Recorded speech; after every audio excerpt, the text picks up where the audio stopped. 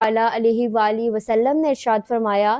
جس کی 3 بیٹیاں یا 3 بہنیں ہوں یا 2 بیٹیاں یا 2 بہنیں ہوں اور وہ ان کے ساتھ اچھا سلوک کرے اور ان کے معاملے میں اللہ تبارک و تعالیٰ سے ڈرے تو اس کے لیے جنت ہے۔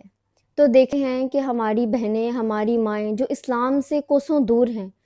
وہ فیمنسٹ کے نام پر، وومنز رائٹ کے نام پر سڑکوں پر نکل آئیں اور اپنی عزت خود ہی گوا بیٹھی ہیں، اور ویسٹرن کلچر کے پیچھے لگ کر، یہ مغربی نظام کے پیچھے لگ کر اپنی عزت گوا دی ان لوگوں نے۔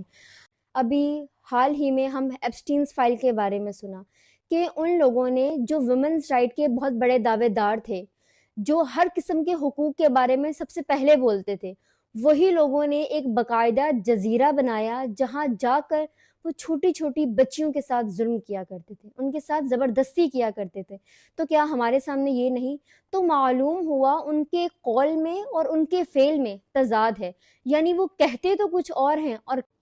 اور اس کے برعکس آپ ہماری اسلام کی تعلیمات کو دیکھیں۔ اگر ہمارے پیارے آقا صلی اللہ تعالیٰ علیہ وآلہ وسلم نے بیٹیوں کو عزت دی تو حضرت فاطمہ تعالیٰ عنہا آتی تو پیارے آقا صلی اللہ تعالیٰ علیہ وآلہ وسلم اٹھ کر کھڑے ہو جاتے، آپ کا ماتھا چومتے۔